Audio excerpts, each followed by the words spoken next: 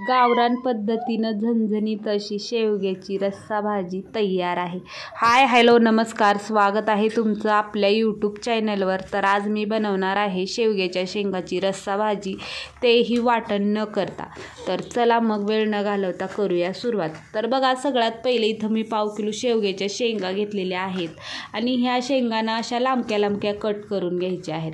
आता ह्याच्यावरली साल ही काढायची असेल तर काढू शकता तुम्ही, पण मी असं जास्त काही शेंगा निब्बर नव्हत्या त्याच्यामुळे ना असं कट करतानाच थोडी थोडी साल काढून घेतलेली आहे। तुमच्या जर शेंगा जर निब्बर असतील तर तुम्ही ना ह्याच्यावरली सगळी साल काढून घेऊ शकता, पण शेंगा तेवढ्या निब्बर नव्हत्या त्यामुळे ना मी थोडी साल काढून आता स्वच्छ धुवून घेतलेले आहेत शेंगा। त्यानंतर बघा, अद्रक घेतले आणि 5-6 पाकळ्या लसूण, कोथिंबीर आणि कढीपत्ता घेतला आहे। आता सगळ्यात पहिलं कढई ठेवली आहे, त्याच्यामध्ये ना 1-2 गिलास पाणी घातलेलं आहे आणि चवीनुसार मीठ घालून घेतलेलं आहे। शेवग्याच्या शेंगा शिजवताना मीठ टाकलं ना भाजीला खूप छान चव येते, त्याच्यामुळे ना शिजवतानाच मीठ टाकून घ्यायचं आणि याच्यासोबतच हळद पण टाकून घ्यायची। आता माझ्याकडून राहिलं होतं त्याच्यामुळं मी नाही टाकली। त्यानंतर बघा, आता चांगलं शिजवून घ्यायचे शेंगा शिजतात तोपर्यंत मी इथं ना अद्रक, लसूण आणि कोथिंबीर बारीक असं वाटून घेतलेलं आहे। त्यानंतर आपल्या शेंगा ही छान अशा शिजलेल्या आहेत। त्यानंतर बघा, इथं ना पातेल्यामध्ये मी ना 2 चमचे तेल घालून घेणार आहे। तेल आता इथं ना चांगलं ना गरम होऊ द्यायचं आहे। तेल गरम झाल्यानंतर त्याच्यामध्ये ना 1 चमचाभर मोहरी घालायची आहे आणि 1 चमचाभर जिरे घालायचे। जिरे आणि मोहरी चांगले फुलू द्यायची आहे। त्यानंतर याच्यामध्ये कढीपत्ता घालायचा आहे। कढीपत्ता ही चांगला परतवून घ्यायचा आणि त्यानंतर बघा, याच्यामध्ये कोथिंबीर, लसूण आणि अद्रकाची जी पेस्ट वाटून ठेवलेली होती ते घालून घ्यायचे आहे। तुम्ही ना तुमच्याकडे अद्रक लसणाची पेस्ट असेल तर तेही घालू शकता, पण इथं ना मी फ्रेश अद्रक लसूण वाटून घेतलेला आहे। आता हे चांगलं लालसर होईपर्यंत परतवून घेतलेलं आहे।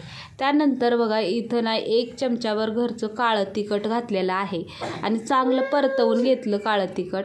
तर बघा, काळं तिखट घालून झाल्यानंतर छान परतवून घेतलं आणि त्यानंतर शेवग्याच्या शेंगा घालून घ्यायच्या आहेत। शेवग्याच्या शेंगा घातल्यानंतर शेंगा चांगल्या ना परतवून घ्यायच्या आहेत आणि थोडंसं ना सोबत पाणी घालून घ्यायचं आहे। आता हे पाणी हे घालून झाल्यानंतर आता याला चांगलं मिक्स करून घ्यायचं आणि त्यानंतर बघा, याच्यामध्ये चवीनुसार मीठ घालून घ्यायचं आहे। मीठ बघूनच घालायचं आहे, कारण शेंगा शिजवतानाही घातलेलं असतं त्याच्यामुळं मीठ बघूनच टाकायचं। त्यानंतर बघा, 4 चमचे ना शेंगदाण्याचं कूट घालणार आहे। तर शेंगदाण्याचं कूट, शेंगदाणे मी भाजून घेतलेले होते आणि असं बारीक असं कूट वाटून घेतलेलं होतं, तर ते टाकलेलं आहे आणि आता हे चांगलं मिक्स करून घ्यायचं आहे आणि ना जेवढा आपल्याला रस्सा पाहिजे तेवढं ना पाणी घालायचं आहे। याच्यामध्ये ना गरमच पाणी वापरायचं आहे। तर आता 10 मिनटं छान असं शिजू द्यायचं आहे। तर तुम्ही बघू शकता, मस्त असे 10 मिनटानंतर आपल्या शेंगा चांगल्या शिजलेल्या आहेत आणि मस्त असं आपलं शेवग्याच्या शेंगाची रस्सा भाजी तयार आहे। वरून बारीक चिरलेली कोथिंबीर घालायची आणि न वाटण करता एकदम 10 मिनटामध्ये अशी आपली शेवग्याची रस्सा भाजी तयार झालेली आहे। तुम्ही ही भाजी ना भाकरीसोबत किंवा भातावर खाऊ शकता। खूप छान आणि टेस्टी लागते। अगदी साधी सिंपल रेसिपी आहे। जर तुम्हाला रेसिपी आवडली तर व्हिडिओला लाईक करा, कमेंट करा, शेअर करा आणि चॅनलवर नवीन आलेले असाल तर चॅनलला सबस्क्राईब करायचं विसरू नका। तर चला मग भेटूया आणखीन एका अशा साध्या आणि सोप्या रेसिपीमध्ये। तोपर्यंत बाय बाय।